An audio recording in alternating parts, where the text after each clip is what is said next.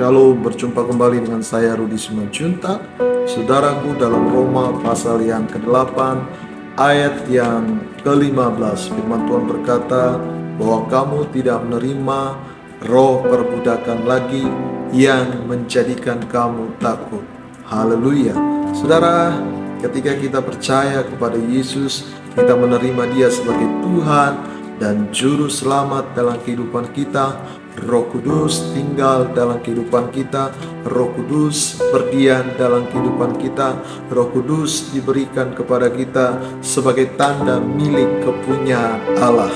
Jadi ketika engkau percaya Yesus, engkau berpindah status.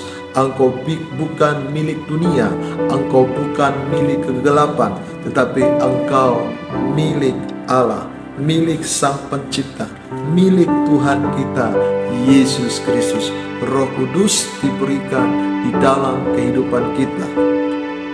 Roh Kudus yang ada dalam kehidupan kita bekerja dalam kehidupan kita, memerdekakan kita dari hukum perbudakan, dari perbudakan dosa, dari belenggu dosa, dari perbuatan-perbuatan daripada si jahat.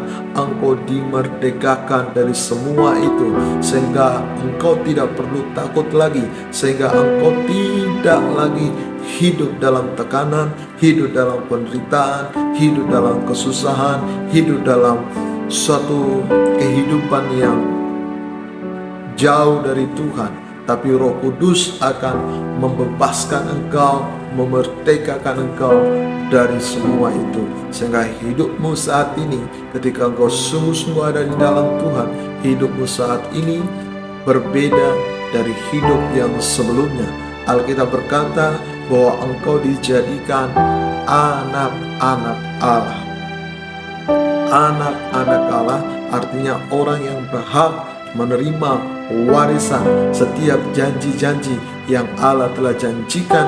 Engkau berhak menerima itu karena engkau di mata Tuhan telah diangkat menjadi anak-anaknya. Terpujilah nama Tuhan, bahwa Tuhan begitu sangat baik kepada kita.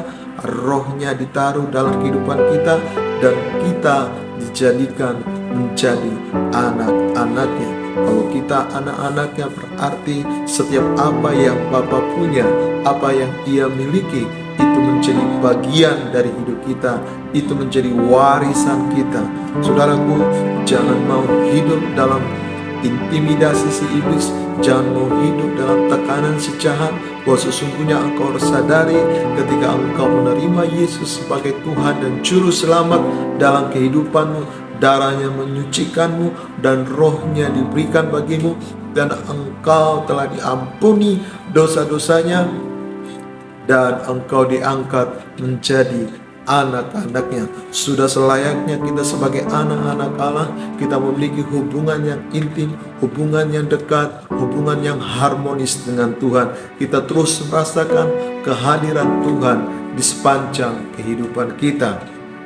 Saudaraku, jika hari-hari ini engkau merasakan engkau jauh dari Tuhan, sementara engkau sudah percaya Yesus sebagai Tuhan dan Juru Selamat dalam kehidupanmu, mari saudaraku, engkau kalahkan segala intimidasi, segala belenggu dosa, dan engkau berjalan dalam kebenarannya, dan nikmatilah apa yang menjadi bagianmu, apa yang menjadi hakmu sebagai anak-anak Allah, di mana engkau adalah ahli waris kerajaan surga.